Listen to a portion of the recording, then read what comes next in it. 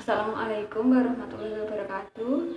Di sini kami akan mempresentasikan hasil diskusi kelompok kami yang berjudul penilaian surat berharga jangka panjang. Sebelumnya, perkenalkan terlebih dahulu anggota kelompok kami yang terdiri dari saya sendiri, Risa Suci Khairunisa, dan teman saya Vicky Muna Hayatina. Yang pertama, saya akan menjelaskan apa itu surat berharga. Surat berharga adalah surat pengakuan utang, wesel, saham, obligasi, dan surat berharga lainnya dari penerbit dalam bentuk yang lazim diperdagangkan di pasar uang dan pasar modal. Selanjutnya, saya akan menjelaskan surat berharga jangka panjang. Surat berharga jangka panjang atau biasa disebut dengan sumber dana jangka panjang adalah sumber dana yang memiliki jangka waktu yang panjang, biasanya lebih dari 10 tahun. Jadi, jika seseorang meminjam uang di bank dengan jangka waktu 15 tahun, maka kredit tersebut disebut dengan kredit jangka panjang karena memiliki jangka waktu lebih dari 10 tahun. Selanjutnya, instrumen surat berharga jangka panjang ada 3, yaitu yang pertama obligasi, yang kedua saham preferen, yang ketiga saham biasa. Obligasi adalah surat pengakuan hutang berjangka panjang yang dikeluarkan oleh perusahaan atau pemerintah. Pihak yang mengeluarkan obligasi berarti memiliki hutang kepada pihak yang membeli obligasi. Pihak yang mengeluarkan obligasi disebut sebagai kreditur dan pihak yang membeli obligasi disebut sebagai investor. Selanjutnya, instrumen yang kedua yaitu saham preferen. Saham preferen adalah surat penyertaan kepemilikan saham yang mempunyai preferensi atau keistimewaan tertentu dibandingkan dengan pemegang saham biasa. Keistimewaan tersebut adalah pemberian dividen dan pembagian harta kekayaan apabila perusahaan yang bersangkutan dilikuidasi. Instrumen yang ketiga yaitu saham biasa. Saham biasa adalah surat bukti kepemilikan suatu perusahaan yang mengeluarkannya. Selanjutnya, saya akan menjelaskan tentang penilaian surat berharga. Menilai surat berharga adalah menentukan harga pasar saat ini, atau apabila seseorang ingin membeli saham, maka dihitung berapa harga pasar yang wajar yang harus dibayarkannya. Ya, saya Vicky Muna Hayatina, NIM 63010170379. Nah, di sini saya akan melanjutkan dari materi Mbak Risa, yaitu tentang penilaian surat berharga jangka panjang, yaitu yang pertama ada obligasi. Jadi, obligasi merupakan surat pengakuan hutang jangka panjang yang dikeluarkan oleh perusahaan atau pemerintah. Jadi, pihak yang mengeluarkan obligasi tersebut berarti mempunyai hutang kepada pihak yang membelinya. Sebaliknya, pihak yang membeli obligasi tersebut disebut sebagai investor atau dalam hal ini bertindak sebagai kreditur bagi pihak yang mengeluarkannya. Jadi obligasi ini memiliki nilai nominal atau tingkat bunga tertentu dan umur atau masa berlaku atau jangka waktu tertentu.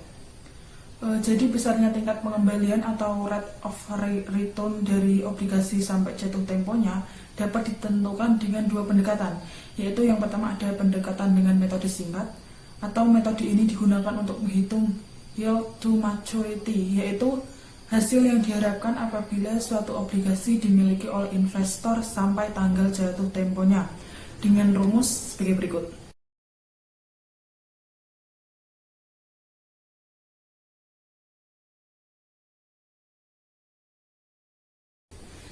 Yang kedua ada metode nilai sekarang atau present value.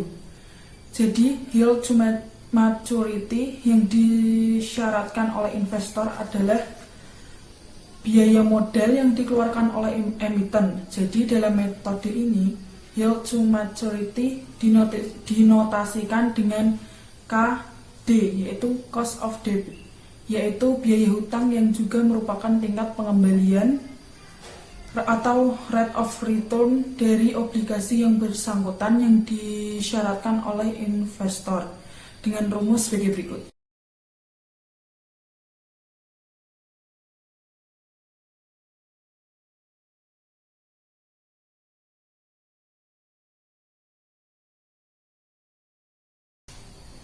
Nah, berikut contoh soal dan jawabannya.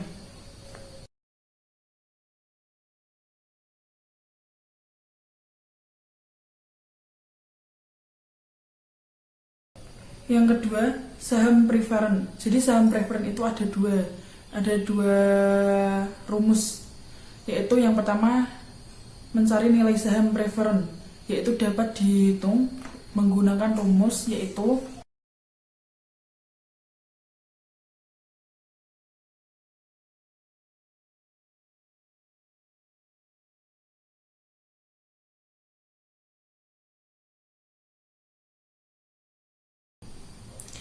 sedangkan yang kedua, rate of return atau tingkat pengembalian saham preferen dapat dihitung dengan rumus yaitu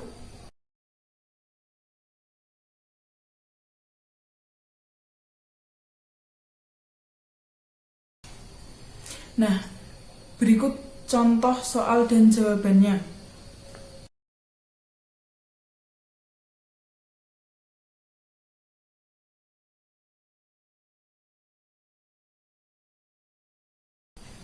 Nah, jadi besarnya tingkat pengembalian atau rate of return saham preferen sebesar 27,27% dan nilai saham preferennya yaitu Rp27.500.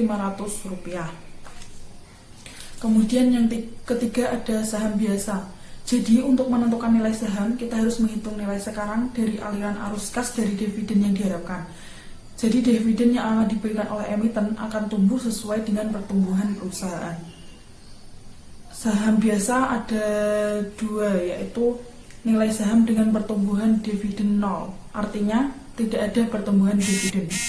Jadi dividen yang dibayar setiap tahunnya akan konstan pada jumlah tertentu.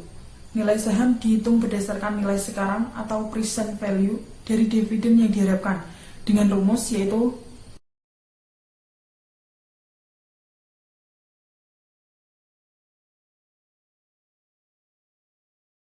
Nah, berikut contoh soal dan jawabannya.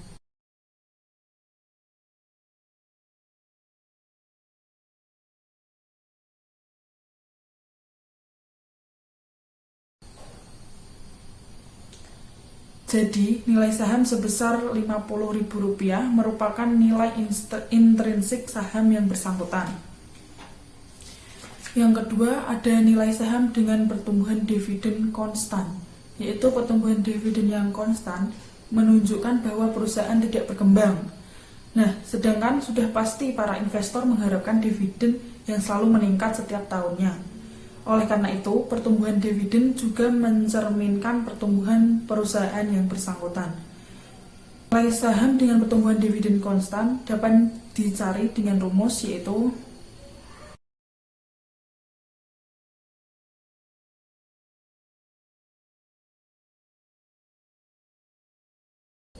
dan contoh soal beserta jawabannya yaitu